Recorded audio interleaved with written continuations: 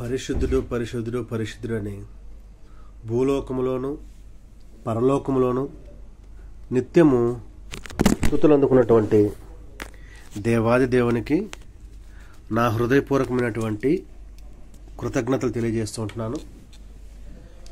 ఈ విధంగా మనం మరొక వారాన కలిసి దేవుని యొక్క వాక్యాన్ని నేర్చుకోవడానికి మనకు ఆయన అవకాశాన్ని కలుగజేసినందుకు, అదేవిధంగా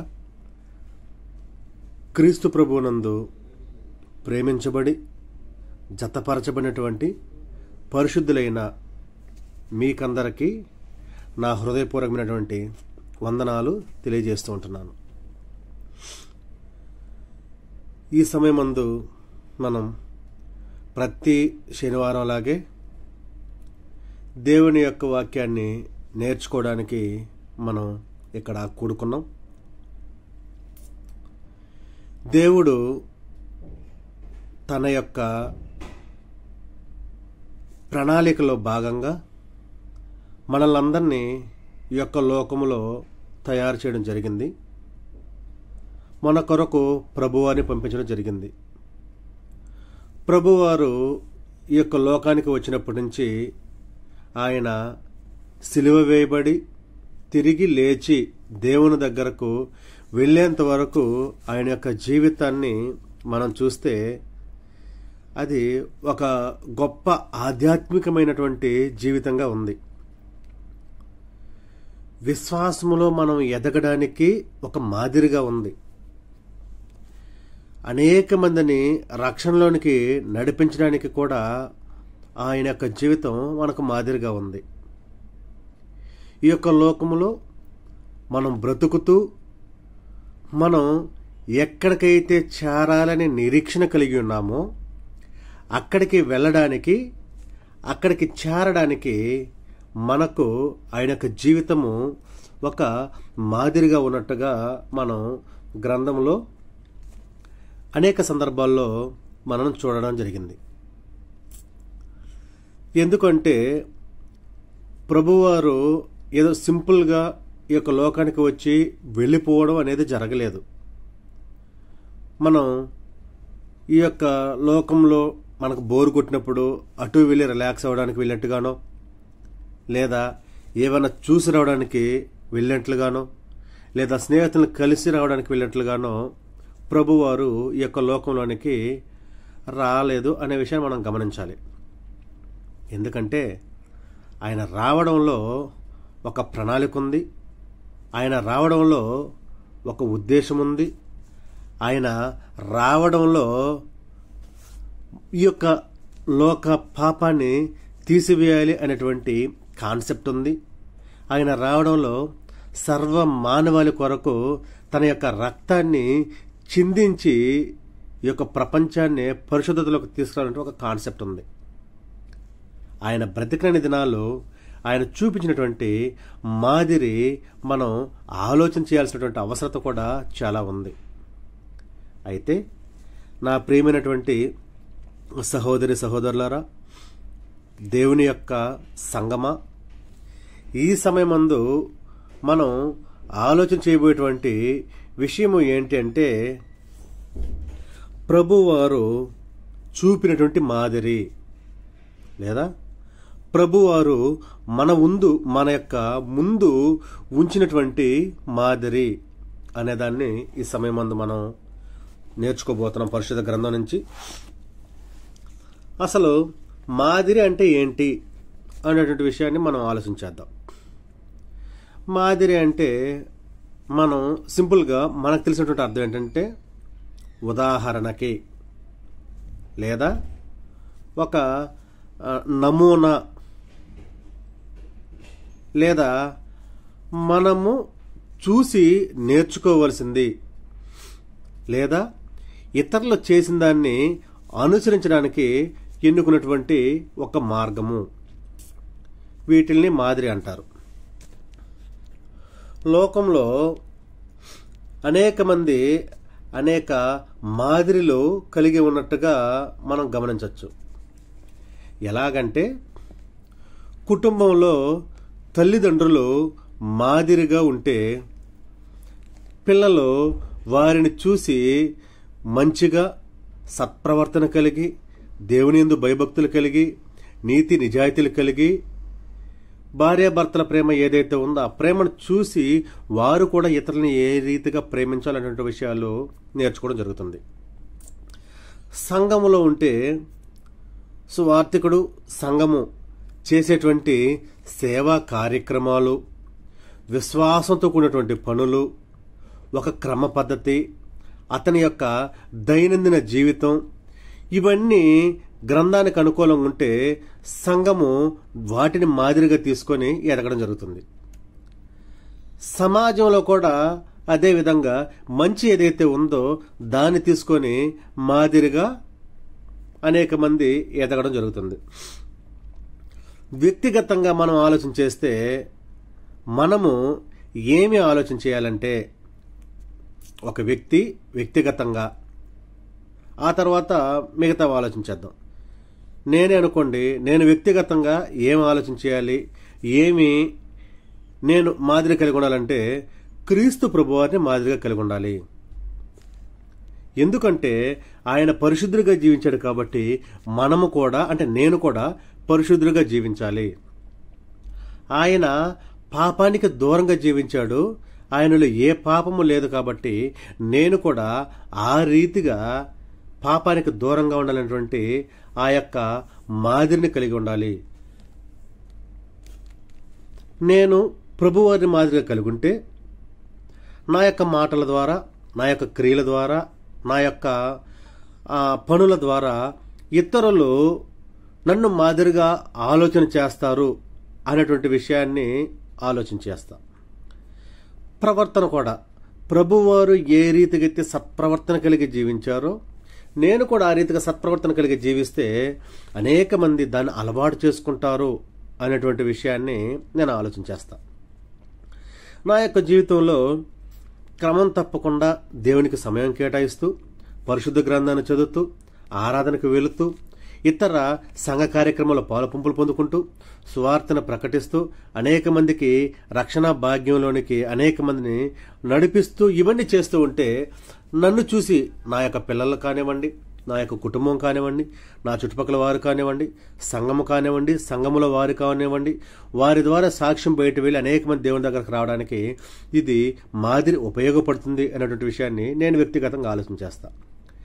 నేను ఆలోచన చేసినట్టే ప్రతి ఒక్కరూ ఆ యొక్క విషయాన్ని ఆలోచన చేస్తే, నేను అనే దాని నుంచి మేము అనే దానికి వస్తే, మేము అనే దగ్గర నుంచి మనం అందరము అనేటువంటి దాని దగ్గరకు వస్తే, మనము క్రీస్తు ప్రభువారు ఈ యొక్క లోకములో జీవించినప్పుడు ఎలాంటి మాదిరి చూపించి ఆయన మరణించాడు అనేటువంటి విషయాన్ని మనం ఆలోచన చేయాలి. ప్రభువారు వచ్చినప్పటి నుంచి ఆయన ఎదుగుతూ ఉన్నటువంటి క్రమంలో దేవుని దయ్యందు, మనుషుల దయ్యందు, ఆ తరువాత ఆయన 3.5 సంవత్సరాలు సువార్తను ప్రకటించినటువంటి సమయంలో దేవుని యొక్క సంకల్పాన్ని బట్టి, ఆ తరువాత చివరిగా సిలువకి అప్పగించబడినటువంటి ఆ యొక్క సందర్భంలో ఆయన క్షమాగుణం కలిగి ఉండడం, వీటన్నిటిని చూసి మనం నేర్చుకోవాల్సినటువంటి విషయాలు అనేకం ఉన్నాయి నా ప్రియమైనటువంటి సహోదరి సహోదరులారా.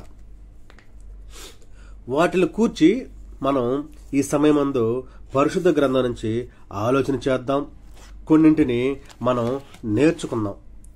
ఎందుకంటే మనకు రోల్ మోడల్గా ఎవరైతే ఉంటారో, దేనినైతే మనం ఒక రోల్ మోడల్గా కలిగి ఉంటామో దాన్ని అనుసరించి నడుస్తూ దాని ప్రకారమే మనం ఎదగాలనేటువంటి ఆశ, ఆలోచన ఉంటుంది. ఈ యొక్క లోకంలో అనేక మంది డబ్బున్న వారిని ఆదర్శవంతంగా తీసుకుని అలాగే డబ్బు సంపాదించాలని చూస్తారు. రియల్ ఎస్టేట్ వాళ్ళు భూములు సంపాదించాలని చూస్తారు ఆదర్శంగా తీసుకొని. కంపెనీలు పెడుతున్నటువంటి వాళ్ళు వ్యాపార పరంగా అభివృద్ధి చెందాలని చూస్తారు. మంచి మంచి బట్టలు వేసుకుంటున్న వాళ్ళు మంచి మంచి బట్టలు కొనుక్కోవాలని వాళ్ళని చూసి నేర్చుకుంటారు. ఇలా అనేక మంది ఈ యొక్క లోకంలో బ్రతుకుతారు. కానీ మనమైతే ఆత్మీయముగా మన ప్రభువును మాత్రమే మాదిరి కలిగి ఉండాలి. ఆయన జీవించినప్పుడు ఆయన చూపించినటువంటి మాదిరి ఏమై ఉన్నదో మనం ఆలోచించేద్దాం. దీన్ని ఆలోచన చేసే ముందు ప్రతి ఒక్కరు కూడా ఆలోచన చేయాలని నేను కోరుకునేది ఏంటంటే, మీరందరూ మనము పుట్టినప్పటి నుంచి చనిపోయేటంత వరకు ఒక మనిషి యొక్క స్టేజ్ మనకు తెలుసు. బాల్యము, యవ్వనము, ఆ తర్వాత కౌమారము, ఆ తర్వాత వృద్ధాప్యము, ఇలాంటి దశలు ఉన్నాయి. ఆయన చేసినటువంటి ప్రభువారు చేసినటువంటి కార్యక్రమాలను బట్టి మనం కూడా ఆయా దశలకి వీటిని అన్వయించుకుందాం. ఒక మనిషి యొక్క జీవితంలో ఏ ఏ వయసులో ఏమేం చేయాలి అనేటువంటి విషయాల్ని అన్వయించుకుంటూ మనం నేర్చుకుందాం. ప్రేమైనటువంటి సహోదరి సహోదరులారా, మనం దేవుని యొక్క వాక్యంలోనికి వెళ్దాం. దేవుని యొక్క వాక్యాన్ని చదువుకుందాం. నేను మొదటగా ఒక 2 వాక్యాలు చదివిన తర్వాత పాఠంలోనికి వెళ్తాను. యోహాను సువార్త 14వ అధ్యాయం 3వ వచనం నుంచి నేను చదువుతాను. నేను వెళ్లి మీకు స్థలము సిద్ధపరచని యెడల నేనుండు స్థలములో మీరును ఉండులాగున మరలా వచ్చి నా యొద్ద నుండుటకు మిమ్మల్ని తీసుకుని పోవుదును. నేను వెళుతున్న స్థలమునకు మార్గము మీకు తెలియనని చెప్పాను. అందుకు తోమా, ప్రభు, ఎక్కడికి వెళుచున్నావో మాకు తెలియదే, ఆ మార్గం ఎలాగో తెలియనని ఆయన అడుగగా, యేసు, నేనే మార్గమును సత్యమును జీవమును, నా ద్వారానే తప్ప ఎవడనూ తండ్రి యొద్దకు రాడు. ప్రియమైనటువంటి వారలారా, మనం ఎందుకు మాదిరి కలిగి ఉండాలి అంటే, ప్రభువారు మనకు చెప్పాడు, నేను వెళ్తున్నాను మీకు స్థలం సిద్ధపరచడానికి, మరలా వచ్చి మిమ్మల్ని తీసుకొని పోతాను. ఇందుకు ఆయన మరలా వచ్చి మనం తీసుకొని వెళ్ళాలంటే మనం ఆయన మాదిరిలో బ్రతికితే ఆయన మనల్ని అక్కడికి తీసుకొని వెళ్తాడు. ఆయన మాదిరిలో బ్రతకకపోతే, ఆయన చూపించినటువంటి మాదిరి ప్రకారం మన యొక్క లోకంలో జీవించకపోతే ఆయన తీసుకొని వెళ్ళడు. వేరే మార్గం ఉందా వెళ్ళడానికంటే? ఖచ్చితంగా వేరే మార్గం లేదు. ఒకటే ఒకటి మార్గము, అది విశాలమైనది కాదు, ఇరుకు మార్గము. అందుకే ప్రభు ఇక్కడ అంటున్నారు 6వ వచనంలో, యేసు, నేనే మార్గమును సత్యమును జీవమును, నా ద్వారానే తప్ప ఎవడనూ తండ్రి యొద్దకు రాడు. కాబట్టి మనము ఆయన దగ్గరకు వెళ్ళాలంటే ప్రభువే మార్గం. కాబట్టి మన కోసము ఆయన సిద్ధపరిచినటువంటి ఆ యొక్క రాజ్యము, పరలోకము, అక్కడికి వెళ్ళాలంటే ఆయనే మార్గం. కాబట్టి అందు నిమిత్తమై మనము ప్రభువారిని మాదిరిగా తీసుకోవలసినటువంటి అవసరత ఉన్నది అనేటువంటి విషయాన్ని ఈ సమయమందు నేను మీకు తెలియజేస్తూ ఉంటున్నాను. మరొక వాక్యాన్ని కూడా మనం చదువుకొని మనం మన యొక్క పాఠంలోనికి వెళ్దాం. పేతురు రాసినటువంటి మొదటి పత్రిక 2వ అధ్యాయం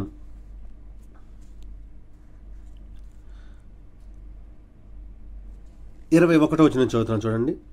క్రీస్తు కూడా మీ కొరకు బాధపడి మీరు తన అడుగుజాడల యందు నడుచుకున్నట్లు మీకు మాదిరి ఉంచిపోయెను. ఆయన పాపము చేయలేదు, ఆయన నోటను ఏ కపటమును కనబడలేదు. ఆయన దూషింపబడి బదులు దూషింపలేదు. ఆయన శ్రమ పట్టబడి బెదిరింపక న్యాయముగా తీర్పు తీర్చు దేవునికి తన్ను తాను అప్పగించుకొనెను. మనము పాపాల విషయమై చనిపోయి నీతి విషయమై జీవించినట్లు ఆయన తానే తన శరీరమందు మన పాపములను రాణు మీద మోసుకొనెను. ఆయన పొందిన గాయముల చేత మీరు స్వస్థత నొందితిరి. క్రీస్తు ప్రభువారు మన కొరకు బాధపడి మనము ఆయన అడుగుజాడలో నడుచుకున్నట్లు మనకు మాదిరి ఉంచిపోయాడు. ఆయన చేసినటువంటి క్రియలు ఏవైతే ఉన్నాయో, ఆయన ఏ రీతిగా అయితే, అంటే ఆయన పాపం చేయలేదు, ఆయన దూషించలేదు, శ్రమ పెట్టబడ్డా కూడా తిరిగి ఎవరిని ఏం మాట్లాడలేదు. ఇవన్నీ మన యొక్క లోకంలో అలవర్చుకోవాల్సినటువంటి విషయాలు ఉన్నాయి. కాబట్టి ఆయన అంత శ్రమలు పడ్డా కూడా ఆయన బాధని ఓర్చుకున్నాడు. ఆ యొక్క సహనము, ఓపిక, ఆ యొక్క మనస్సు మనకు కూడా రావాలి అంటే మనము ఆయన అడుగు జాడల యందు నడుచుకోవాలి. కాబట్టే నా ప్రియమైనటువంటి సహోదరి సహోదరులరా, ఈ సమయమందు మనము ఆయన మన ముందు ఉంచినటువంటి మాదిరి అయినటువంటి విషయాన్ని మనం చదువుకుంటూ ఉన్నాం. దేవుని యొక్క వాక్యంలోనికి మనం వెళ్దాం. పరిశుద్ధ గ్రంథం నుంచి వాక్యాన్ని చదువుకుందాం. నేను మీకు ముందుగానే తెలియజేశాను. దీన్ని చదువుతూ ఉన్నప్పుడు ఒక మనిషి యొక్క వయసు ప్రారంభం నుంచి చిట్ట చివరి వరకు ఏ ఏ సమయాల్లో ఎలాంటి పనులు చేయాలి అనే దాన్ని మనం మనసులో పెట్టుకొని ఈ యొక్క లెసన్ని విందాం. ఎందుకంటే ప్రభువారి మాదిరి అలా ఉంది. మనం ఆ రీతిగా ఎదిగామా లేదా, ఎదుగుతున్నామా లేదా, చేసామా లేదా, చేస్తున్నామా లేదా అనేటువంటి ఆలోచన విషయం కూడా మనకు ఒక క్లారిటీ వస్తుంది. పరిశుద్ధ గ్రంథం నుంచి మనం లూకా సువార్త 22వ అధ్యాయం 41వ వచనం నుంచి వచనాన్ని మనం 41వ వచనం నుంచి మనం చదువుకుందాం. వారి యొద్ద నుండి రాతివేత దూరము వెళ్ళి మోకాలుని, తండ్రి, ఈ గిన్నె నా యొద్ద నుండి తొలగించుటకు నీ చిత్తమైతే తొలగించుమని అయినను నా ఇష్టము కాదు, నీ చిత్తమే సిద్ధించును గాక అని ప్రార్థించెను. ప్రియమైనటువంటి వారలారా, ఇందులో మనం ఆలోచన చేయాల్సింది ఏంటంటే, మన యొక్క వయసులో మొదటిగా ఈ యొక్క వచనాన్ని చదివితే దీంట్లో ఉన్నదాన్ని మనం తీసుకొని ఆలోచన చేయాల్సింది ఏంటంటే, మొట్టమొదటగా ఒక మనిషి ఎదుగుతూ వస్తున్నప్పుడు, చిన్నప్పటి నుంచి కొంచెం పెరుగుతున్నప్పుడు, అంటే చిన్న పిల్లల వయసు అన్నమాట, తల్లిదండ్రులు పిల్లలకి ఏ నేర్పించాలంటే, పిల్లలు ఏమి నేర్చుకోవాలంటే మొట్టమొదటిగా ప్రార్థన చేయడం అనేది నేర్చుకోవాలి. ఇక్కడ ప్రభువారు ఈ ఒక్క సందర్భమే కాదు, ఆ తర్వాత అనేక సందర్భాలలో 46వ వచనం చివరిలో చూస్తే కూడా లేచి ప్రార్థన చేయడని వారితో చెప్పాను. అనేక సందర్భాలలో ప్రభువారికి కష్టం అనిపించినప్పుడు, దేవుని యొక్క చిత్తాన్ని బయలుపరచాలనుకున్నప్పుడు, ఆయన ప్రసంగించాలనుకున్నప్పుడు, లేదా ఒక సమస్య వచ్చినప్పుడు, ప్రతి సందర్భంలో ఆయన వెళ్ళి ఒలీవల కొండ దగ్గర మోకాళ్ళుని ప్రార్థన చేసేటువంటి వాడు. ఆ ఒక్క దగ్గర కాదు, అనేక సందర్భాలు, అనేక ప్రాంతాల్లో ప్రార్థన చేయడం, గెత్సెమనే తోటలో కూడా ఆయన ప్రార్థన చేసేటువంటి వాడు. మనము మన పిల్లలకు కానివ్వండి, చిన్న వయసు, ఇది ప్రారంభములో మనం ప్రభువు నుంచి నేర్చుకుని ఏ మాదిరి కలిగి ఉండాలంటే, మనము ప్రార్థన చేసేటువంటి జీవితము కలిగి ఉండాలి, ప్రార్థన చేసేటువంటి స్థితిని కలిగి ఉండాలి. ప్రార్థన చేసేటువంటి ఆ యొక్క వయసులో మనం ప్రార్థన నేర్చుకుంటూ దేవునితో మాట్లాడగలగాలి. ఎందుకు ప్రార్థన చేయాలి అంటే, మనము దేవునితో మనకున్నటువంటి సంబంధాన్ని కొనసాగించుకోవడానికి, దేవునితో ప్రేమపూర్వకంగా మాట్లాడుకోవడానికి, దేవునితో మన యొక్క సహవాసాన్ని పెంపొందించుకోవడానికి, దేవునితో మనము ప్రతిరోజు మన దైనందిన జీవితంలో భక్తిపరులుగా ఎదగడానికి, మనం ఈ యొక్క లోకంలో ఏ కార్యక్రమాలను చెయ్యాలో, ఏ కార్యక్రమాలను చేయకూడదో ఆ విషయాలు మనకు అవగాహన రావడానికి, ఇంకా ఒక సమస్య వచ్చినప్పుడు ఆ సమస్య నుంచి పరిష్కారం ఏ విధంగా తెలుసుకోవాలో దానికి మార్గాన్ని కనిపెట్టడానికి, ఆయన యొక్క వాక్యాన్ని నేర్చుకోవాలన్నా, ప్రకటించాలన్నా జ్ఞానము కలగడానికి, వీటన్నిటికీ ప్రార్థన అనేది చాలా అవసరం. తండ్రి అయినటువంటి దేవునికి యేసుక్రీస్తు ప్రభువారు అనేక సందర్భాలలో, ఇప్పుడు నేను చెప్పినటువంటివి అన్ని చాలా సందర్భాల్లో ఆయన ప్రార్థన చేసేటువంటి వాడు. మనము చిన్నప్పటి నుంచి మొట్టమొదటగా ఆయన చూసి నేర్చుకోవాల్సింది ఏంటంటే, ప్రార్థన చేయడం అనేది మనం నేర్చుకోవాలి. ఇది మొదటిది. ఇందులోనే ఇంకొక విషయాన్ని కూడా నేను తెలియజేస్తాను. ఇదే లూకా సువార్తలోకి వెళ్తే మనం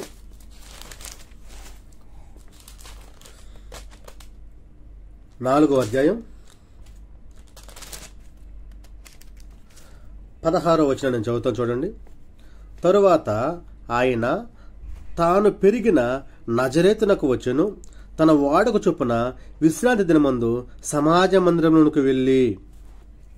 ప్రేమైనటువంటి వారలారా, మనము ప్రార్థన చేయడం నేర్చుకున్న తర్వాత కొంచెం వయసు పెరుగుతూ ఉన్నప్పుడు మన పిల్లల్ని ప్రార్థనా మందిరానికి అనగా సంఘానికి పోవడం అనేది నేర్పించాలి. ఇక్కడ ప్రభువారు ఒక వయసు వచ్చిన తరువాత వాడుక చొప్పున విశ్రాంతి దినమందు సమాజ మందిరానికి వెళ్ళేటువంటి వాడు. వాడుక చొప్పున అంటే అప్పుడు ధర్మశాస్త్రం కింద ఉన్నారు కాబట్టి విశ్రాంతి దినమందు వారందరూ కలిసి అక్కడికి వెళ్ళేటువంటి వారు సమాజ మందిరానికి, అంటే అక్కడ ఉన్నటువంటి సంఘానికి ప్రార్థన చేసుకోవడానికి, వాక్యం వినడానికి. అది వారి యొక్క తల్లిదండ్రులు అతనికి నేర్పించారు కాబట్టి ఇక్కడ వాడుక చొప్పున అనేటువంటి పదాన్ని ప్రభువారు ఇక్కడ గ్రంథంలో మనకు ఉపయోగించడం జరిగింది.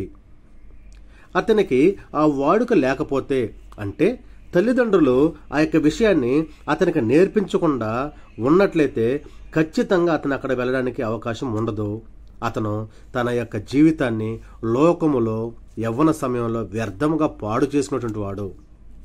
అయితే తల్లిదండ్రులు అతనికి నేర్పించారు కాబట్టి అతను ఏం చేశాడంటే ఆ యొక్క సమాజ మందిరానికి ప్రార్థన చేయడానికి వెళ్ళడం జరిగింది.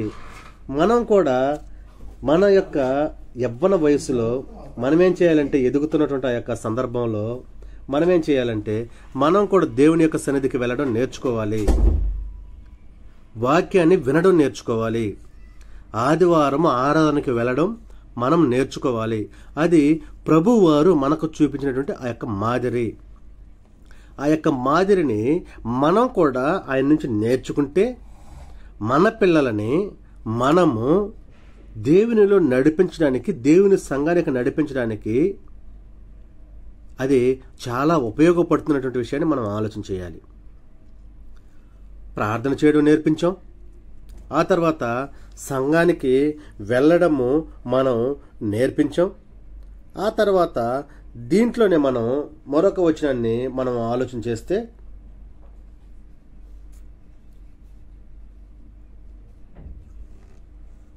చూడండి 46వ వచనం చదువుతున్నాను.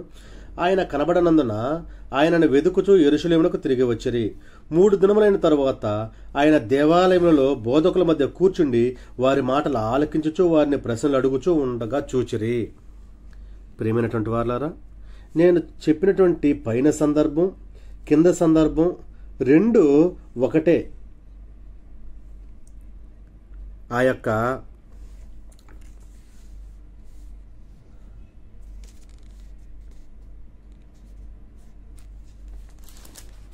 ఈ యొక్క రెండు సందర్భాల్లో మనం ఆలోచన చేస్తే ప్రభువారు ఏం చేస్తున్నారంటే సమాజ మందిరానికి వెళ్ళడమే కాకుండా వెళ్ళి దేవుని యొక్క వాక్యాన్ని వింటున్నాడు, దేవుని యొక్క మాటలను ఆలకిస్తున్నాడు అనేటువంటి విషయాన్ని మనం ఇక్కడ గమనించాలి. దేవుని యొక్క సన్నిధికి వారిని నడిపించడం ఒక ఎత్తు అయితే, ఈ దినాలలో వారు వాక్యం వినేలాగా చేయడం మరొక ఎత్తు.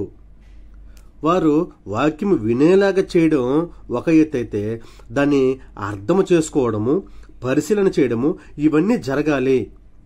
పరిశీలన చేస్తే, పరిశోధన చేస్తే ఆ తరువాత అందులో ఉన్నటువంటి తప్పు ఒప్పు తెలుస్తాయి. కాబట్టి అప్పుడు వారిని తిరిగి ప్రశ్నలు అడగడానికి అవకాశం ఉంటుంది.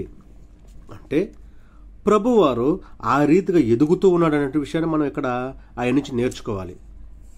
ఆయన సమాజ మందిరానికి వెళ్ళడమే ఆయన యొక్క పనిగా పెట్టుకోలేదు, కానీ వెళ్ళాడు. అదొక్కటే కాదు పని. వెళ్ళిన తర్వాత వాక్యాన్ని విన్నాడు, వినేసి దాన్ని వదిలిపెట్టడమే కాదు పని. ఆ తరువాత దాన్ని పరిశీలన చేసి, ఆలోచన చేసి, దాన్ని తప్పు ఒప్పులు ఏమై ఉన్నాయి, లేదా కొత్త విషయాలు ఏం చెప్తారు, తెలియని విషయాలు ఎలా తెలుసుకోవాలి అనేటువంటి ప్రశ్నలు అవతల ఉన్నటువంటి ఒక వ్యక్తికి వేస్తే వారి దగ్గర మనకు సమాధానం వస్తుంది. మనం నేర్చుకోవడానికి అవకాశం ఉంటుంది, ఇంట్రెస్ట్గా నేర్చుకోవచ్చు, దేవుళ్ళు ఎదగచ్చు. అది ప్రభువారు జరిగించాలని యొక్క జీవితంలో. అది యవ్వన వయసు అయి ఉండొచ్చు. ఎందుకంటే ఒక యవ్వన వయసులోనే మంచి చెడుని వివేచించగలిగే జ్ఞానం వస్తుంది తప్ప చిన్నపిల్లలుగా ఉన్నప్పుడు రాదు. చిన్నపిల్లలుగా మనం ప్రార్థన చేయండి అంటే చేస్తారు, దేవుని దగ్గరికి రండంటే వస్తారు, సంఘానికి పోదామంటే పోదామంటారు, సువార్త పనికి వెళ్దామంటే వెనకాల వస్తారు. కానీ తిరిగి ప్రశ్నించేటువంటి ఆ యొక్క వయసు ఎప్పుడంటే యవ్వన వయసు. గ్రంథంలో ఏది తప్పు ఏది కరెక్ట్ అని పరిశీలన చేసేటువంటి వయసు వస్తే మాత్రమే తిరిగి ప్రశ్నించడానికి అవకాశం ఉంటుంది. అంటే ప్రభువారు పరిశీలన చేస్తున్నారు, ప్రభువారు పరిశోధన చేస్తున్నారు, ప్రభువారు దేవుళ్ళు ఎదుగుతున్నారు, ప్రభువారు దేవుని యొక్క పనిని జరిగిస్తూ ఉన్నారు. నా ప్రియమైనటువంటి వారలారా, మనము కూడా మన యొక్క పిల్లలని ఇదే రీతిగా పెంచుకుంటూ రావాలి. అందుకే ప్రభువారు ఈ యొక్క మాదిరిని మన ముందు ఉంచారు అనేటువంటి విషయాన్ని నేను మీకు తెలియజేస్తూ ఉంటున్నాను. మరొక విషయాన్ని నేను చదువుతాను, చూడండి.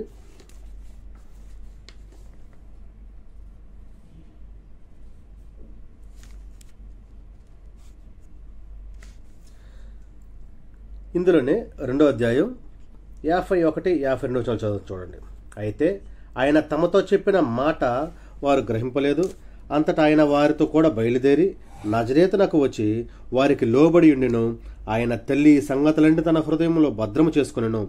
యేసు జ్ఞానమందును వయస్సునందును దేవుని దయ్యందును మనుషుల దయ్యందును వర్ధిల్లుచుండెను. నా ప్రియమైనటువంటి వారలారా, ఇది మరొక స్టెప్ అన్నమాట.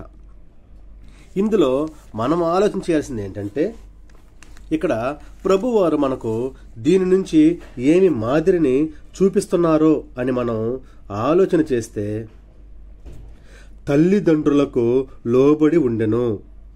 51లో అంతటా ఆయన వారితో కూడా బయలుదేరి నజరేతునకు వచ్చి వారికి లోబడి ఉండెను. ప్రియమైనటువంటి వారలారా, ఒక యవ్వన వయసు వచ్చిన తర్వాత, మంచి చెడులు తెలుసుకోగలిగే జ్ఞానం వచ్చిన తర్వాత, లేదా పిల్లలు కాలేజీకి వెళ్ళేటువంటి ఆ యొక్క స్టేజ్ వచ్చిన తర్వాత ఎంతమంది తల్లిదండ్రులకు లోబడుతున్నారు? ఎంతమంది పిల్లలు వారు దేవునికి లోబడుతున్నారు? ఎంతమంది పిల్లలు మనుషుల దయందు వర్ధిల్లుతున్నారు? ఎంతమంది పిల్లలు యేసు జ్ఞానమందు వర్ధిల్లుతున్నారు? ఎంతమంది పిల్లలు దేవునికి లోబడి జీవిస్తున్నారు అనేటువంటి విషయాన్ని మనం ఇక్కడ ఆలోచన చేయాలి. ప్రభువారైతే మనకు ఒకటే చెప్తున్నారు. ఏం చెప్తున్నారంటే, జ్ఞానమందు వయస్సు యందు దేవుని దయ్యందు మనుషుల దయ్యందు వర్ధిల్లుచు ఉన్నాడు, తల్లిదండ్రులకు లోబడున్నాడు. ప్రియమైనటువంటి వారలారా, ఈ దినాలలో అనేక మంది పిల్లలు ఇదిగో ఇక్కడి నుంచే పాడైపోవడం ప్రారంభమవుతుంది. ప్రార్థన నేర్పిస్తున్నాం, వాక్యం వినడానికి తీసుకెళ్తున్నాం, వాక్యం వింటున్నారు. విని వచ్చిన తర్వాత పెద్దలు వారి యొక్క ఉద్యోగాల నిమిత్తం, వారి యొక్క పనుల నిమిత్తం బయటకు వెళ్ళిపోయిన తర్వాత, పిల్లలను చదువుకోవడానికో లేదా ఇళ్ల దగ్గర వదిలి వెళ్ళిపోయిన తర్వాత వారి యొక్క లోకంలో ఉన్నటువంటి ఇతరులతో కూడా చేరి, అంటే అన్యులతో కూడా చేరి, చేయరానటువంటి కార్యక్రమాలు చేస్తూ, చేయకూడని పనులు చేస్తూ, దేవునికి వ్యతిరేకమైనటువంటి ఆలోచనలు చేస్తూ వ్యర్థముగా నాశనం చేసుకున్నారు వారి యొక్క జీవితాన్ని. అలా నాశనం అయిపోవడానికి ఈ దినాల్లో ముఖ్యమైనటువంటి కారణం ఏంటంటే, మనం యూజ్ చేసినటువంటి మొబైల్స్. వీటి ద్వారానే, ఈ యొక్క సెల్ ఫోన్ల ద్వారానే అనేక మంది యొక్క దినాలలో పాడైపోవడం జరుగుతుంది. అనేక మంది పిల్లలు నాశనమైపోవడం జరుగుతుంది. అనేక మంది పిల్లలు తల్లిదండ్రులకు లోబడకపోవడం జరుగుతుంది. అనేక మంది పిల్లలు పాడైపోవడం జరుగుతుంది. అనేక మంది పిల్లలు దేవుని దగ్గరికి రాకపోవడానికి సాతాను వారిని బంధించేస్తుంది. అనేక మంది పిల్లల్ని దేవునిలో ఎదగనివ్వకుండా, వాక్యం నేర్చుకోకుండా సాతాను వారిని ఆ యొక్క కబంధ హస్తాల్లో పట్టుకునేస్తుంది. దీనివలనే అనేక మంది తల్లిదండ్రులకు లోబడట్లేదు, మనుషుల దయందు వర్ధిల్లట్లేదు, దేవుని దయందు వర్ధిల్లట్లేదు, అలాగే జ్ఞానమందు వర్ధిల్లట్లేదు. కానీ ప్రియమైనటువంటి వారలారా, ఆనాడు ప్రభువారు ఇవన్నీ జరిగించారు కాబట్టి ఆయన దానిని మనకు మాదిరిగా చెప్తున్నారు. నేను ఇది మీ ఎదుట మాదిరిగా ఉంచాను, మీరు ఈ యొక్క మాదిరిని తీసుకొని మీరు ఈ రీతిగా బ్రతకండి అనేసని ప్రభువారు ఈ సమయమందు మనకు తెలియజేస్తూ ఉంటున్నారు. అయితే ప్రభువారు ఇది దేవుని యొక్క వాక్యాన్ని విన్నాడు, నేర్చుకున్నాడు, ప్రశ్నిస్తున్నాడు, లోబడున్నాడు. ఇవన్నీ అయిపోయిన తర్వాత ఒక వయసులో చేయాల్సినటువంటి పని ఏంటి అంటే, నేను వాక్యం చదువుతాను చూడండి.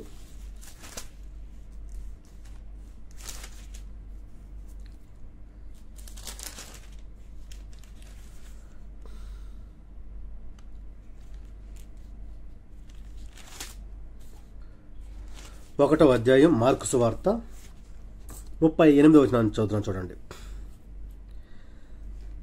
నేను మీకు అందుకే ఏం చెప్పానంటే, మనకు ప్రభువారు ఇచ్చినటువంటి మాదిరిని ఒక మనిషి ఒక బిడ్డ పుట్టినప్పటి నుంచి చనిపోయేటంత వరకు వారికి ఉన్నటువంటి వయసు స్టేజ్ని బట్టి దీన్ని మనం అన్వయించుకుంటే 1 by 1 క్రమంగా వస్తుంది అనేటువంటి విషయం మీకు ముందుగా తెలియజేశా. అందులో ప్రార్థించడం మనం నేర్పిస్తాం, సమాజ మందిరానికి అంటే గుడికి తీసుకెళ్ళడం మనం నేర్పిస్తాం, ఆ తర్వాత వాక్యం వినడం అది మనం నేర్పిస్తాం, ఆ తర్వాత దానిని తెలుసుకొని తిరిగి ప్రశ్నించడం అనేది వారు నేర్చుకోవాలి. ఆ తర్వాత దేవుని జ్ఞానమందు, మనుషుల జ్ఞానమందు తల్లిదండ్రులకు లోబడి బ్రతకడం అనేది వారు నేర్చుకోవాలి. అలా బ్రతికినటువంటి పిల్లలు దేవుని యొక్క వాక్యాన్ని నేర్చుకున్నటువంటి వారు, ఇది సత్యము అని తెలుసుకొని దానికి లోబడినటువంటి వారు ఏం చేస్తారంటే చూడండి 38వ వచనం, ఆయన ఇతర సమీప గ్రామములలోను నేను ప్రకటించినట్లు వెళ్ళుదము రండి, ఇందు నిమిత్తమే కదా నేను బయలుదేరి వచ్చితనని వారితో చెప్పాను. ఆయన గలిలయనంతటా వారి సమాజ మందిరములలో ప్రకటించుచు దయ్యములను వెళ్ళగొట్టుచుండెను. నా సహోదరి సహోదరులారా, ఆ తర్వాత మనం చేయాల్సినటువంటి కార్యక్రమం ఏంటంటే ప్రకటించడము. ఏం ప్రకటించాలి? దేవుని యొక్క వాక్యాన్ని. దేవుని యొక్క వాక్యంలో ఏముండి ప్రకటించాలి? సువార్తని. సువార్త అంటే ఏంటి? మంచి వాక్యము, మంచి మాట. ఆ మంచి మాట అంటే ఏంటి? క్రీస్తు ప్రభువారి యొక్క మరణ, సమాధి, పునరుత్థానాలు. ఇవన్నిటినీ ప్రభువారు ప్రకటిస్తున్నారు. ఆయన ముందు ప్రకటించడానికి వెళ్ళింది ఏంటి అంటే, నేను మీకు అర్థం అవడం కోసం చెప్పా, ఆయన ప్రకటించడానికి వెళ్ళింది ఏంటంటే అక్కడ దేవుని రాజ్యాన్ని గురించి ప్రకటించడానికి వెళ్ళారు. ఇప్పుడు మనం ప్రకటించాల్సింది ఏంటంటే క్రీస్తు ప్రభువారి యొక్క మరణము, సమాధి, పునరుత్థానం. ఇవి రెండు చిన్న డిఫరెన్స్ ఉంటాయి, మీరు కన్ఫ్యూజ్ కావద్దండి. ప్రభువారు ప్రకటించింది దేవుని రాజ్యాన్ని గురించి, మారు మనసు గురించి, ఈ విషయాలు. ఇప్పుడు మనం ప్రకటించేది క్రీస్తు ప్రభువారి యొక్క మరణ, సమాధి, పునరుత్థానాలు. ఇవి సువార్త. ప్రభువారు ఆనాడు దేవుని రాజ్యం గురించి ప్రకటించారు. ఈనాడు మనము కూడా ఆ వయసు వచ్చిన తర్వాత మన పిల్లలను కూడా సువార్త ప్రకటించే వారిగా మనము వారిని తయారు చేయాలి. సువార్తని ప్రకటించమని మనము వారికి చెప్పాలి. ఎందుకంటే అది మన యొక్క జీవితంలో ఒక భాగమే కాదు, మనం చేయాల్సినటువంటి మెయిన్ బాధ్యత కూడా అదేను. మనం ఎప్పుడైతే సువార్త ప్రకటిస్తామో అప్పుడే అనేక మందికి రక్షణ కూర్చున్నటువంటి విషయాలు తెలుస్తాయి. రక్షణ కూర్చున్నటువంటి విషయాలు తెలిసిన తర్వాత వారు దేవునిలోనికి రావడానికి అవకాశం ఉంటుంది. కాబట్టే ఆ యొక్క వయసు వచ్చిన తర్వాత సువార్తను ప్రకటించాలి. ఆ యొక్క మాదిరిని ప్రభు మన ఎదుట ఉంచాడు. మార్కు సువార్త 16-15 నుంచి మనం చదివితే, మీరు సర్వలోకమునకు వెళ్ళి సర్వ సృష్టికి సువార్తను ప్రకటించుడి, నమ్మి బాప్తిస్మం పొందినవాడు రక్షింపబడును, నమ్మని వారికి శిక్ష విధింపబడును. ఈ 15వ వచనంలో మీరు సర్వలోకమునకు వెళ్ళి సర్వ సృష్టికి సువార్తను ప్రకటించండి. ఈ సువార్త వేరు, ఆ సువార్త వేరు. కానీ ప్రకటించాల్సిందైతే మనమే. అప్పుడు ప్రకటించింది ఆయన వేరు, ఇప్పుడు మనం ప్రకటించాల్సింది వేరు. ఏదైనప్పటికీ కూడా కానీ ప్రకటించాలి అనేది ముఖ్యము. ఇక్కడ ఆజ్ఞ ఇచ్చేశారు మనకు, సర్వసృష్టికి వెళ్ళి సువార్త ప్రకటించండి అని. మనం ప్రభువారు ప్రకటించి మాదిరిగా ఉంచారు. ఆ యొక్క మాదిరిని మనం పొందుకొని మాదిరి ప్రకారం జీవించాల్సినటువంటి అవసరత ఈ యొక్క దినాలలో మన అందరి ఎదుట ఉంది. అయితే మనం సువార్త ప్రకటించడానికి వెళ్ళాం. సువార్త ప్రకటించడానికి వెళ్ళిన తర్వాత మనము లోకములో అనేక కుటుంబాల్లో అనేక రకాలైనటువంటి మనుషులు కలుస్తాం. వ్యక్తిగత విషయాల మీద ఆలోచన చేస్తాం, కుటుంబ పరంగా ఆలోచన చేస్తాం, సమాజపరంగా ఆలోచన చేస్తాం. ప్రశ్నలు మనకు వస్తాయి, తిరిగి సమాధానాలు వాటికి చెప్తాం. మనకు తెలియనటువంటి విషయాలు, కొత్త విషయాలు ఎదురవుతాయి. వాటిని గురించి మనం పరిశోధన చేసి, పరిశీలన చేసి, గ్రంథం ప్రకారం వాళ్ళకి ఎక్కువగా చక్కగా వాళ్ళకి అర్థమయ్యేలాగా వాళ్ళ రక్షణలో ఎదగడానికి, దేవునిలో నిలబడడానికి, మన యొక్క సంఘానికి రావడానికి వారిని మోటివేట్ చేస్తూ మనం అనేక విషయాల్ని మాట్లాడతాం. ఈ యొక్క మాట్లాడేటప్పుడు మనం నేర్చుకోవాల్సింది మరొక విషయం ఉంది.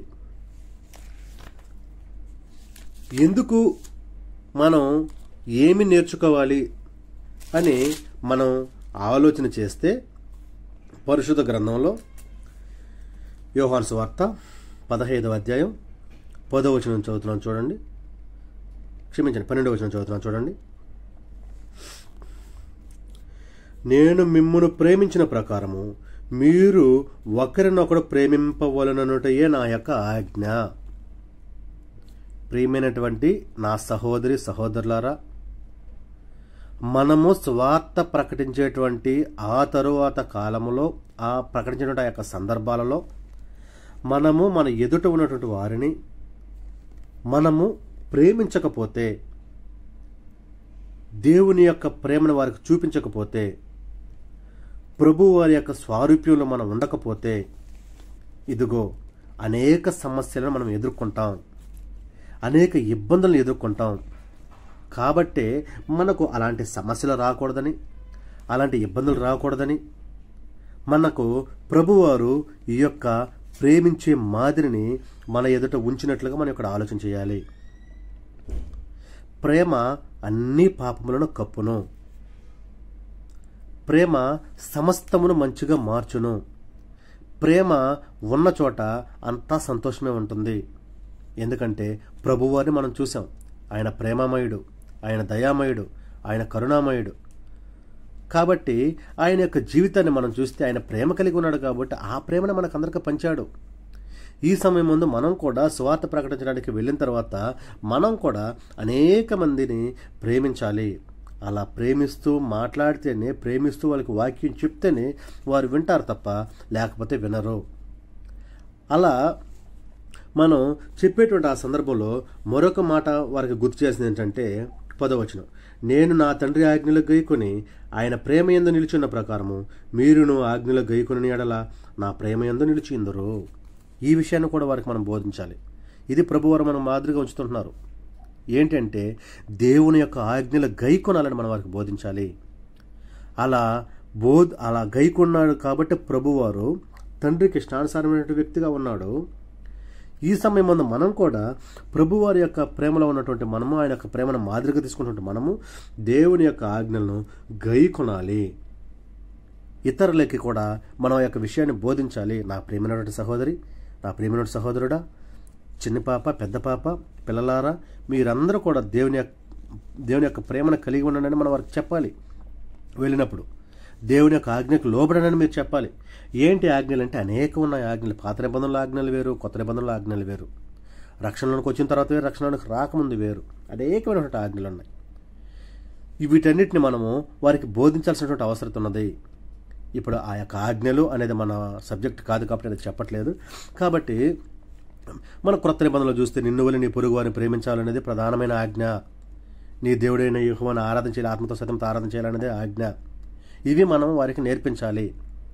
ఇవి మనం వారికి నేర్పిస్తే వారు దేవునికి దగ్గర అవ్వడానికి, సంగమునకు రావడానికి, రక్షణ గురించి ఎక్కువగా నేర్చుకోవడానికి అవకాశం ఉంటుంది. ఇదిగో ఇది కూడా మనకు ప్రభువారు మాదిరిగా ఉంచినట్లుగా ఇక్కడ గ్రంథం చెప్తుంది. కాబట్టి మనము ఆ యొక్క మాదిరిని పొందుకోవాల్సినటువంటి అవసరత మనందరికీ ఉంది అనేటువంటి విషయాన్ని నేను ఈ సమయం ముందు మీకు తెలియజేస్తున్నాను.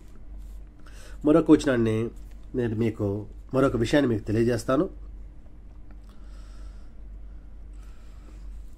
ఇందులోనే 13వ అధ్యాయం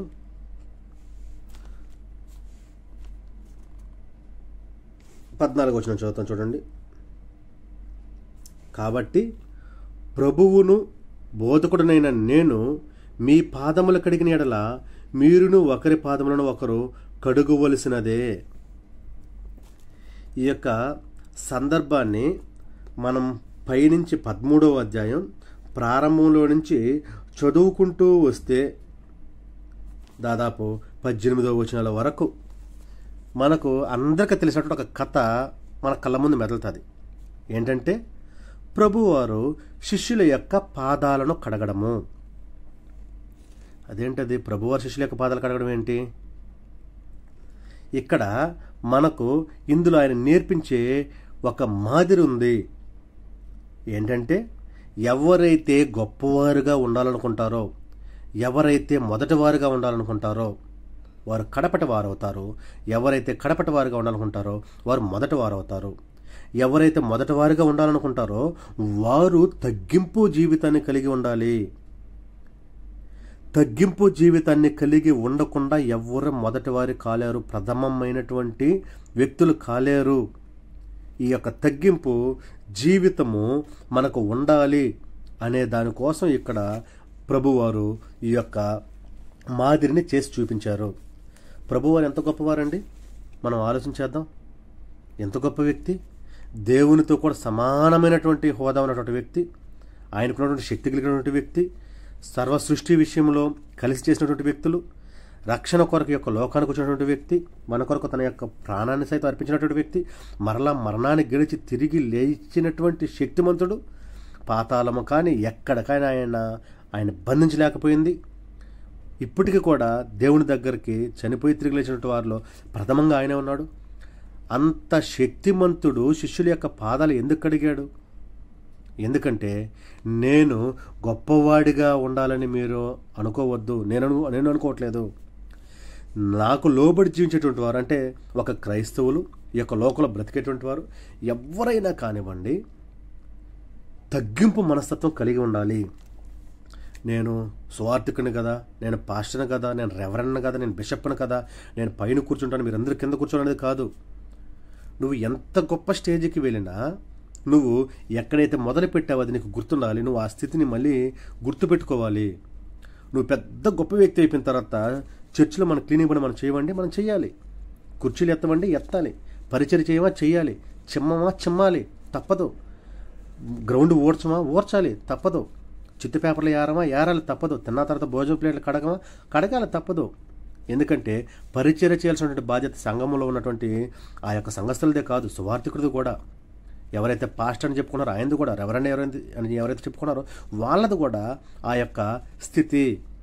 అంత తగ్గింపు మనస్తత్వం కలిగి ఉంటేనే కానీ వారు ప్రభువారు ఉంచినటువంటి మాదిరిలో ఉండలేరు. లేకపోతే ఖచ్చితంగా ఆయన ముందు చెప్పినట్టుగా ఆయన దగ్గరికి వెళ్ళలేరు. కాబట్టి ప్రియమైనటువంటి సహోదర సహోదరులారా, ఇదిగో ఈ యొక్క తగ్గింపు జీవితం మనలో కూడా కలిగి ఉండాలనేటువంటి ఆలోచనతో ఆయన ఏం చేశారంటే మన కోసం ఈ యొక్క శిష్యుల పాదాలు కడిగేటువంటి ఆ యొక్క కార్యక్రమాన్ని మన కళ ఎదుట పెట్టి మీరు తగ్గించుకొని బ్రతకండి అనేటువంటి విషయాన్ని ఇక్కడ తెలియజేశాడు. దాని ద్వారా మనకు ఏం అర్థమవుతుందంటే, ఈ యొక్క విషయాన్ని మనం చూస్తే మనం ఆలోచించాల్సింది ఏంటంటే, నేను ఒక వాక్యం చదువుతాను చూడండి.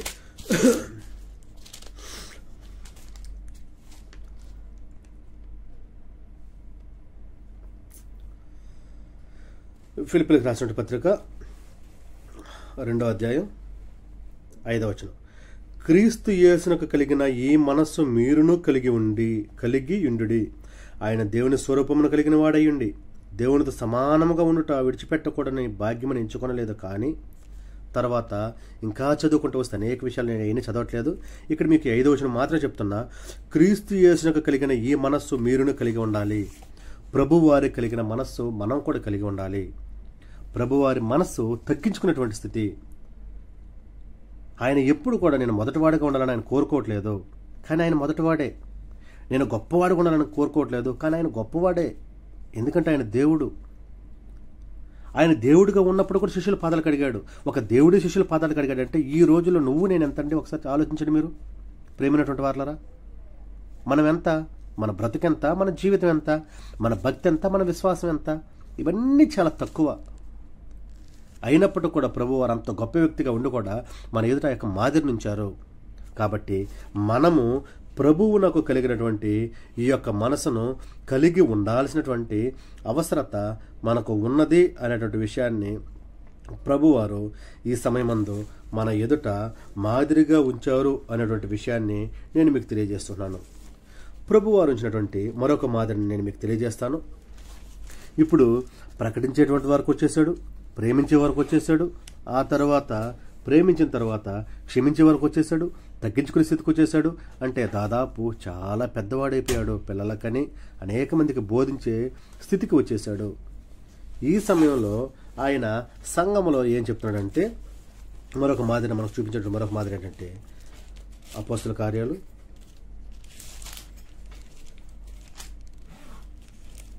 20వ అధ్యాయం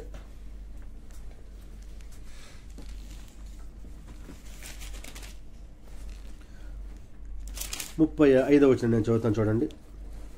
మీరును ఈలాగో ప్రయాసపడి బలహీనులను సంరక్షింపవలనని పుచ్చుకున్నట కంటే ఇచ్చుట ధన్యము అని ప్రభువైన యేసు చెప్పిన మాటలు జ్ఞాపకము చేసుకున్న వాళ్ళని అన్ని విషయంలో మీకు మాదిరి చూపుతానని చెప్పాను. ప్రభువు వారు ఆల్రెడీ చెప్పేశారు. ఏం చెప్పేశారు?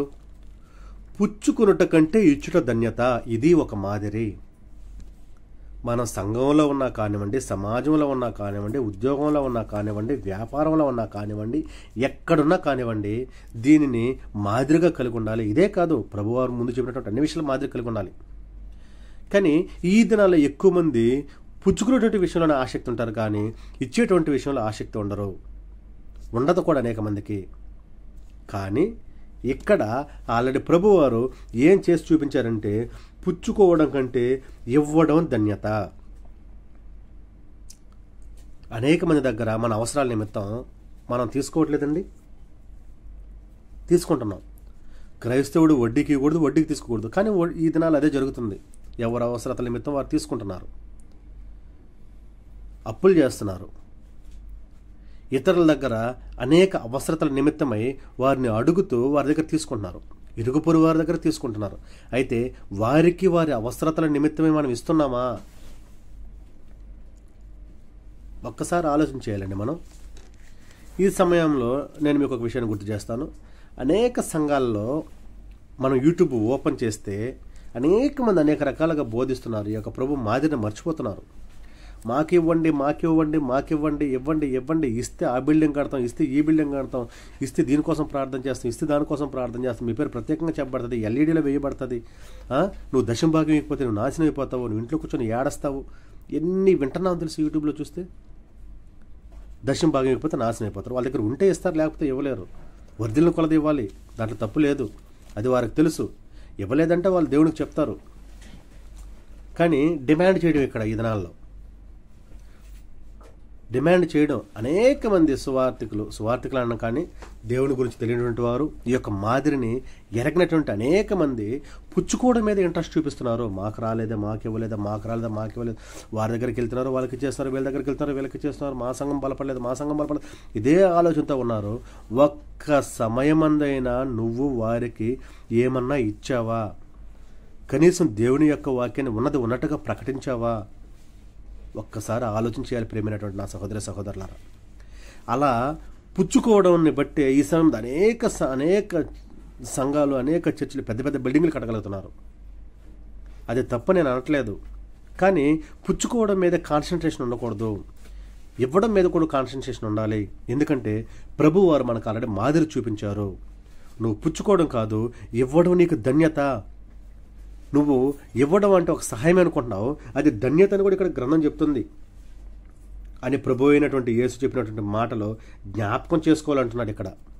అది మనకు మాదిరి. ఆ యొక్క మాదిరిని మనము ఈ దినాల్లో అందరము కలిగి ఉండాల్సినటువంటి అవసరత ఉంది. ఎందుకంటే మనం బ్రతుకుతూ ఉన్నది ఈ యొక్క లోకంలోనే. అనేక మంది అనేక రకాలుగా జీవిస్తున్నారు. వారిని చూసి మనం పాడైపోకుండా ప్రభువు చూపించినటువంటి మాదిరిలో ఉండాలి అనేటువంటి విషయాన్ని నేను మీకు తెలియజేస్తున్నాను. ఇప్పుడు ఈ యొక్క స్టేజ్కి వచ్చి ఇది మాదిరిగా మనకు ప్రభువారు చూపిస్తారంటే మనము అంత పెద్దవారమయ్యామని అర్థం. మన యొక్క వయసును బట్టి మనం ఆలోచన చేస్తున్నటువంటి దాన్ని బట్టి మరొక వచనాన్ని మనం చదువుకుందాం.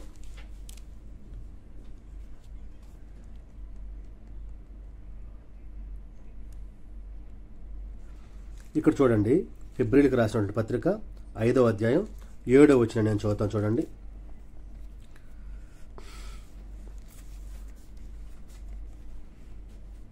శరీరధారి అయిన దినములలో మహారోదనముతోనూ కన్నీళ్లతోనూ తన్ను మరణము నుండి రక్షింపగలవానికి ప్రార్థనలను యాచనలను సమర్పించి భయభక్తులు కలిగి ఉన్నందున ఆయన అంగీకరింపబడెను. మనం ఇప్పటి వరకు జరిగినటువంటి ఈ యొక్క అన్ని స్టేజ్లో నుంచి మనం ఆలోచన చేస్తూ రావాల్సినటువంటి విషయము ఏంటి అంటే, ప్రభువు అని కూర్చి మనకు అనేక రోదనలు, అనేక కన్నీళ్ళు, అనేక కష్టాలు, అనేక సమస్యలు అన్నీ వస్తాయి మనకు. ఆ వయసు వచ్చేసరికి పిల్లలు పెరిగి పెద్దవారైపోయే స్టేజ్కి వచ్చేసాం. ఇవన్నీ అయిపోయేటువంటి స్టేజ్ అన్నమాట. అంటే చివరి దశకు కొంచెం ముందున్నాం. ఈ స్టేజ్కి వచ్చినప్పుడు మనకు అన్నీ తెలుసు, అన్నీ అనుభవించేసాం, అన్నీ భరించేసాం, నరకము స్వర్గం అన్నిటిని యొక్క లోకంలోనే చూసినట్లుగా మనం ఫీల్ అయిపోయాం. వీటన్నిటిలో నుంచి మనం నేర్చుకోవాల్సింది ఏంటంటే భయభక్తులు కలిగి ఉండాలి దేవుని యందు. భయభక్తులు కలిగి ఉంటే ఆయన మనల్ని అంగీకరిస్తాడనేటువంటి విషయాన్ని మనం ఇక్కడ తెలుసుకోవాలి. అంటే ఇప్పుడు దాకా భయభక్తులు లేవంటే ఉన్నాయి కాబట్టి ఈ స్టేజ్కి వచ్చాం, నేర్చుకున్నాం. అయితే ఈ వయసులో కూడా నీ యొక్క సమస్యలను బట్టి దేవునికి దూరం అయిపోయేటువంటి అవకాశం ఉంది. పిల్లలు చూడట్లేదు, పిల్లలు పట్టించుకోవట్లేదు, పిల్లలు కాపాడట్లేదు, పిల్లలు ఇవ్వట్లేదు, పిల్లలు తీసుకెళ్ళట్లేదు, పిల్లలు రావట్లేదు, పిల్లలు పోవట్లేదు, ఇవన్నీ ఉన్నాయి. ఈ వయసులోనే ఒక మనిషి లోకంలోకి పడిపోయడానికి అవకాశం ఉంది. అదే ప్రభువారి మాదిరిలో ఉంటే ప్రభువారు చెప్తున్నారు, నువ్వు భయభక్తులు కలిగి ఉన్నందున ఆయన నిన్ను అంగీకరిస్తాడు. ఆయన నిన్ను అంగీకరించాడంటే నీ మనసు ప్రశాంతంగా ఉంటుందని అర్థం. పిల్లలు చూడబడలేదు, నా దేవుడు చూస్తున్నాడు. పిల్లలు పట్టించుకోవట్లేదు, నా దేవుడు పట్టించుకుంటున్నాడు. పిల్లలు పోషించట్లేదు, నా దేవుడు పోషిస్తాడు. పిల్లలు ఇవ్వట్లేదు, నా దేవుడు ఇస్తాడు. పిల్లలు రావట్లేదు, పిల్లలు చూడట్లేదు, పిల్లలు తీసుకోవట్లేదు, ఏమీ లేదు, కానీ అన్ని నా దేవుడు చూసినట్టు ఆ యొక్క కాన్ఫిడెన్స్ నీకు ఆ వయసులో ఉంటుంది. ఈ వయసులోనే పెద్దవాళ్ళు దాదాపుగా అనేక మంది చిన్నపిల్లలు అయిపోతారంట. ఇది మన అందరికి తెలిసినటువంటి విషయమేనండి. మన తల్లిదండ్రులు మనం పరిశీలన చేస్తే, మా తల్లిదండ్రులు కానివ్వండి, వింటున్నటువంటి నా సహోదరులు, మీ అందరి యొక్క తల్లిదండ్రులు కానివ్వండి, తల్లిదండ్రులు వయసు పెరిగే కొంది వారి యొక్క ప్రవర్తనలో మార్పులు పూర్తిగా మారిపోతాయి. చిన్నపిల్లలాగా తయారైపోతారు. ఈ వయసులో మనకున్నటువంటి భయభక్తుల్ని ఇంకా మనం కంట్రోల్లో పెట్టుకోవాలి, ఇంకా గొప్పగా దేవుడికి అతుక్కుపోవాలి, దేవుడి మీద ఆనుకోవాలి, దేవుడికి దగ్గర అవ్వాలి, విశ్వాసంలో ఎదగాలి, బలపరచబడాలి, భద్రపరచబడాలి, ప్రార్థనా జీవితం కలిగి ఉండాలి, వాక్యాన్ని ఎప్పుడు చదువుతూ ఉండాలి. ఇవన్నీ చేస్తే ఇదిగో పిల్లలు వాళ్ళు పెద్దవాళ్ళు అయిపోయారు, పెరిగారు, వాళ్ళకి పిల్లలు వచ్చేసారు, వాళ్ళ జీవితాలు, వాళ్ళ భార్యలు అవన్నీ ఉంటాయి. వాటన్నిటి నుంచి మనం రిలీఫ్ పొందగలుగుతాం. కాబట్టి ప్రభువారు ఆ యొక్క వయసులో మనకు ఆ యొక్క మాదిరి ఉంచారు. అయితే చిట్ట చివరి దశకు వచ్చేసాం. ఈ యొక్క చిట్ట చివరి దశలో ఆలోచన చేసేటువంటి విషయము, మనం ఆలోచించాల్సినటువంటి విషయము ఏంటంటే, మనకు ప్రభువారు చూపించినటువంటి మాదిరిలో నుంచి నేను వాక్యాన్ని చదువుతాను, చూడండి. ఫిలిప్పీలకు రాసినటువంటి పత్రిక 3వ అధ్యాయం 11వ వచనం నుంచి చదువుతున్నాను, చూడండి. కలిసి ఉన్నాయి. ఏ విధము చేతనైనను మృతులలో నుండి నాకు పునరుత్థానము కలగవలనని ఆయన మరణ విషయములో సమానానుభవము గలవాడనై ఆయన పునరుత్థానములను ఎరుగు నిమిత్తము, ఆయన శ్రమలలో పాలువాడునొకట ఎట్టిదో ఎరుగు నిమిత్తమును సమస్తమును నష్టపరుచుకొని వాటిని పెంటతో సమానముగా ఎంచుకొనుచున్నాను. ప్రియమైనటువంటి నా సహోదరులారా, ఇది ఒక మనిషి యొక్క చివరి స్టేజ్ అండి. అయిపోయింది మనిషి యొక్క జీవితం. ఇంకా ఎప్పుడు మరణిస్తాడో తెలియదు, ఎప్పుడు దేవుని దగ్గరికి వెళ్తాడో తెలియదు. చివరి స్టేజ్కి వచ్చేసాం. ఈ యొక్క చివరి స్టేజ్కి వచ్చేసిన తర్వాత ఇప్పటి వరకు మనకున్నటువంటి అనుభవాన్ని బట్టి, నేర్చుకున్న దాన్ని బట్టి, బోధించిన దాన్ని బట్టి, ఇంకా మనకున్నటువంటి భయభక్తుల జ్ఞానాన్ని బట్టి, వీటన్నిటిని బట్టి మనకు చివరికి ఒక క్లారిటీ కంక్లూజన్ వచ్చేసేది ఏంటంటే, ఇవన్నీ వ్యర్థము, ఇవన్నీ నాకు పెంటతో సమానము. పౌలు గారు చెప్పినట్లుగా సమస్తాన్ని నేను పెంటతో సమానంగా ఎంచుకున్నాను. ఆనాడు సొలొమోను గారు కూడా చెప్పారు, ఏమని? వ్యర్థము సమస్తము వ్యర్థమే, భూమి మీద సమస్తము వ్యర్థమే, ఆకాశము కింద సమస్తము వ్యర్థమే, ఇప్పుడు దాకా నేను చూసిన సమస్తము వ్యర్థమే, నేను చేసిన సమస్తము వ్యర్థమే, దేవుని యందు భయభక్తులు కలిగి ఉండడమే కరెక్ట్. ఇదండి మన చివరి స్టేజ్లో మనం తెలుసుకునేది. ప్రభువారు దీన్ని మనకు అప్పుడెప్పుడో 2000 సంవత్సరాల ప్రాంతంలోనే మనకు చూపించేశాడు ఈ యొక్క మాదిరిని. నా ప్రియమైనటువంటి సహోదరులారా, మనము మన యొక్క జీవితంలో చివరి స్టేజ్కి వచ్చిన తర్వాత, పెద్దవారు అయిపోయిన తర్వాత, మన పిల్లలు పుట్టేసి మనవరాళ్ళు అయిపోయిన తర్వాత, అప్పటి వరకు మనం బ్రతికి ఉంటే ఇదిగో అన్నిటినీ విడిచిపెట్టేసుకోవాలి. అంటే ఇప్పుడు దాకా విడిచిపెట్టలేదంటే విడిచిపెట్టాం, ఇంకా ఉన్నా కూడా విడిచిపెట్టేసేయాలి. పూర్తిగా దేవుని పనికి అంకితం అయిపోవాలి. దేవునిలోనే మన బ్రతుకు, దేవుని కొరకే మన బ్రతుకు. ఆయన యొక్క వాక్యాన్ని, ఆయన యొక్క శ్వాసని ఊపిరిగా బ్రతకాలి. ఇలా బ్రతికితేనే సమస్తాన్ని మనం పెంటతో సమానంగా అనుకుంటాం. అలా లేని పక్షంలో అప్పుడు కూడా మనకు అనేక రకాలైన సమస్యలు, ఇరుకులు, ఇబ్బందులు, కష్టాలు అన్నీ వస్తూనే ఉంటాయి. మనం ఆలోచన చేస్తే ఆ వయసులో మనం ఆలోచన చేయకూడదండి. అయిపోయింది మన యొక్క జీవితం అనుకోవాలి. నా ప్రియమైనటువంటి సహోదరులారా, ఇంకా అనేక మాదిరులు ఉంచారు. మనకు గ్రంథంలో చాలామంది ఉన్నారు. పౌలు గారు పెంటతో సమానంగా అనుకున్నాడు. నేను క్రీస్తు ప్రభు వారిని పోలు నడుచుకున్నట్టు మీరు నన్ను పోలు నడుచుకోండి అన్నాడు. నేను క్రీస్తు ప్రభు వారి మాదిరిని కలిగి ఉన్నాను అన్నాడు. అనేక రెఫరెన్స్లు ఉన్నాయి. అవన్నీ నేను మీకు చెప్పట్లేదు, కానీ ఎందుకంటే అవన్నీ ప్రభువారిని చూసి నేర్చుకున్నటువంటి మాదిరిలే. ప్రభువారి యొక్క జీవితాన్ని చూసి పౌలు గారు నేర్చుకొని మనం ఇప్పటివరకు ఏ అయితే ఆలోచన చేసాం వాటన్నిటిని పౌలు గారు ఇవన్నీ నేను ప్రభువుని చూసి నేర్చుకున్నానని చెప్పేసి అని చెప్పాడు. ఎవరైనా పాటించారా వీటన్నిటినంటే ఎంతోమంది పాటించారు. ఆనాడు అకయ సంఘం కూడా పాటించింది. యెరూషలేములో ఉన్నటువంటి వారు పాటించారు. భక్తి పరులు పాటించారు. ఆయనకు లోబడినటువంటి శిష్యులు పాటించారు. మొదటి శతాబ్దపు క్రైస్తవులు పాటించారు. వీరందరూ పాటించి ప్రభువు వారు ఉంచినటువంటి మాదిరికి లోబడి దాన్నే అనుసరించారు. మనము ఖచ్చితంగా మనం లోబడాలి. ఖచ్చితంగా మనం ఆ యొక్క మాదిరి కలిగి ఉండాలి. ఆ మాదిరి ప్రకారం బ్రతకాలి అనేటువంటి విషయం మీకు తెలియజేస్తున్నాను. చివరికి లెసన్ అయిపోయింది. ఒక్కసారి మీకు ఇప్పటి వరకు మనం ఏ విషయాన్ని అయితే నేర్చుకున్నామో ఆ విషయాన్ని ఒకసారి గుర్తు చేసి నేను ముగిస్తాను. నా ప్రియమైనటువంటి సహోదరి సహోదరులారా, మనం నేర్చుకున్నటువంటిది ఏంటంటే క్రీస్తు ప్రభువారి మాదిరిలో నుంచి ఈ సమయం మనం ఆలోచన చేసింది. చిన్న వయసులో ఉన్నప్పుడు ప్రారంభం నుంచి మనిషి యొక్క జీవితాన్ని దశల వారీగా ఆలోచన చేసి వస్తే, చిన్న వయసులో ఉన్నప్పుడు మనం పిల్లలకి ప్రార్థన చేయడం ప్రభు మాదిరిగా నేర్పించాలి. దేవుని సన్నిధికి తీసుకెళ్లడం ప్రభు మనకు ఉంచినటువంటి మాదిరిగా వారికి నేర్పించాలి. అక్కడికి వెళ్ళిన తర్వాత వాక్యం వారికి నేర్పించడం నేర్చుకోవడం అనేది మనం మాదిరిగా చూపించాలి. ఆ తర్వాత వారు యవ్వన వయసుకు వచ్చిన తర్వాత వారు నేర్చుకున్న దాన్ని బట్టి వారు పరిశీలన చేస్తారు, పరిశోధన చేస్తారు. మంచి చెడులు వివేచించగలిగే జ్ఞానం వస్తుంది. కాబట్టి అప్పుడు ఇది నిజమా కాదా, ఇంకా తెలియనటువంటి విషయాలు ఉన్నాయని వాళ్ళు ప్రశ్నిస్తూ ముందుకు వెళ్తారు. ఆ తరువాత మంచి జ్ఞానం వారికి వచ్చిన తర్వాత దేవుని యొక్క సువార్తను, ప్రభు యొక్క సువార్తను ప్రకటిస్తారు. అనేక మందిని వారితో కూడా చేర్చుకొని ప్రకటించమని వారు అనేక మందికి తెలియజేస్తారు.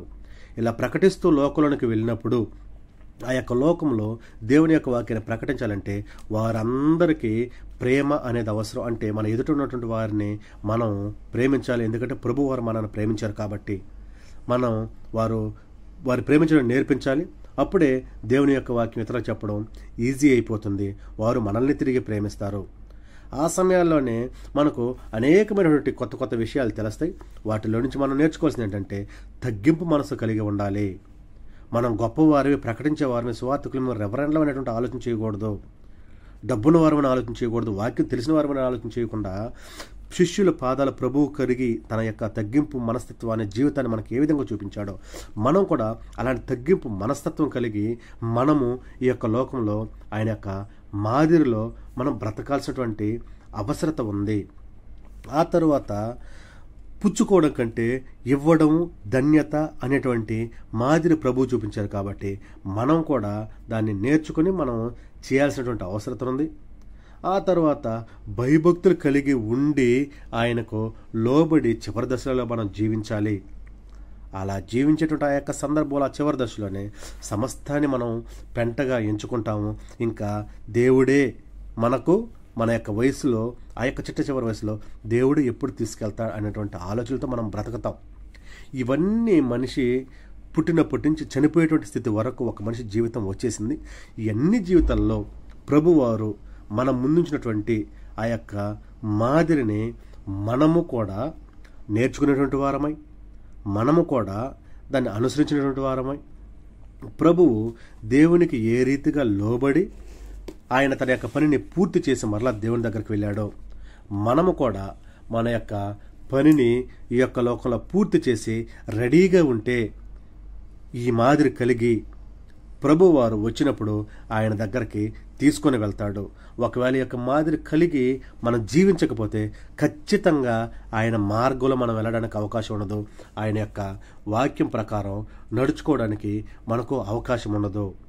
ఆయన దగ్గరికి వెళ్ళడానికి అస్సలు అవకాశాన్ని మనకు ప్రభువారు ఇవ్వరు.